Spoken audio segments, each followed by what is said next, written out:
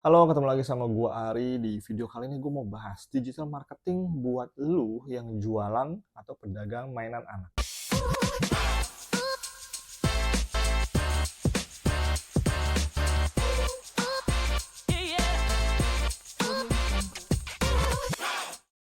Kalau lu jualan mainan anak, ini kondisinya sangat unik. Uniknya gini, lu pengen jual kepada anaknya. Karena anaknya itu yang menggunakan produk tersebut atau mainan tersebut, kan dia yang pakai, dia yang mau, dia yang suka, dia yang pilih lah gitu kan. Tapi yang melakukan transaksi dan decision maker-nya adalah orang tuanya, ayah dan ibunya. Dan kemudian juga kalau lu pendekatan melalui digital marketing, secara teknis platform itu kita tidak bisa nge-reach anak-anak ini. Karena secara platform di bawah 18 tahun kita nggak bisa jangkau mereka, baik iklan, kalau konten kemungkinan bisa juga, tapi belum tentu juga anaknya diizinkan menggunakan device oleh orang tuanya. Kalaupun menggunakan device, apakah platform yang kita masukin tersebut digunakan oleh anak tersebut, misalnya Instagram, TikTok, gitu kan. Kalau pakai YouTube, takutnya juga parents-nya pakai limitasi, misalnya parents control. Dan ini sehingga ketika kita melakukan pendekatan dari sisi konten ke anak tersebut, ke target marketnya, ini nggak bisa masuk nih, gitu kan. Jadi gimana nih, based on kondisi unik tersebut, gua coba memaparkan beberapa hal yang mungkin bisa dilakukan, khususnya dalam pendekatan digital marketing buat lu yang berdagang berjualan produk mainan anak. Asumsi bahwa saat ini lu sudah rapi dalam hal basic digital marketing, misalnya konten lu udah rapi, funnel udah ada, infrastruktur semua udah oke. Asumsi lu sudah semuanya smooth, termasuk juga lu sudah punya anggaran untuk kegiatan marketing atau digital marketing. Nah, sekarang untuk bisa breakthrough dan tembus bagaimana? Menurut gua, pendekatan yang harus dilakukan yang pertama adalah lu harus shifting target audience lu. Shiftingnya adalah ke parents ya, karena itu pintu masuknya, dia decision maker-nya, dia juga yang punya uangnya, ya. Dia juga yang melakukan transaksi pembelian dan lain detail lainnya. Oke, kalau terkait dengan parents-nya, berarti yang harus kita apa-apain, apanya sih supaya si parents ini punya keinginan untuk membeli, punya minat, punya ketertarikan, hingga membeli. Dari yang gue udah coba bongkar, satu doang yang paling utama yang kita bisa masuk, yaitu dari sisi emosinya. Jadi kita mesti masuk dalam hal emosinya. Jadi ketika kita menjual produk mainan ini, kita nggak ngomong lagi terkait dengan fiturnya. Oh ini canggih loh, bisa nembak, bisa ada sinar lasernya, ini ada rodanya, ini bisa di atas air, bisa menyelam di dalam air, ini bisa tahan dan tahan lama, baterainya awet ataupun mungkin anti air, kalau dipukul nggak cepat rusak. Hal-hal itu betul, lu bisa sampaikan, tapi tidak menjadi primary message. Primary message-nya adalah emosinya.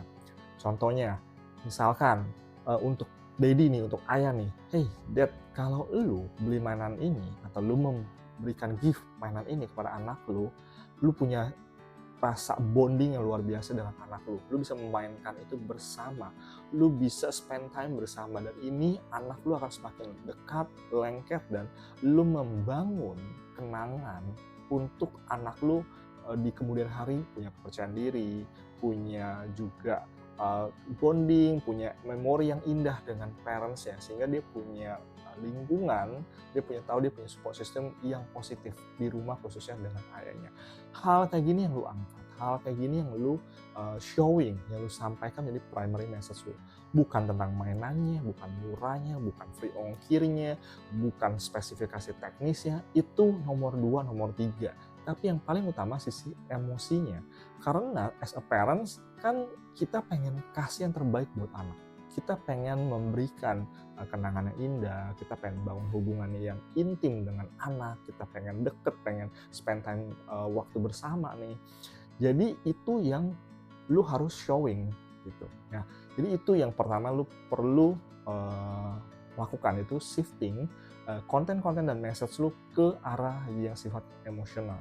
Nah, penerapan teknisnya seperti apa? Lu bisa distribusikan di seluruh konten lu. Yang ada yang lu lakukan secara reguler, baik sosmed ataupun via iklan dan lain-lainnya.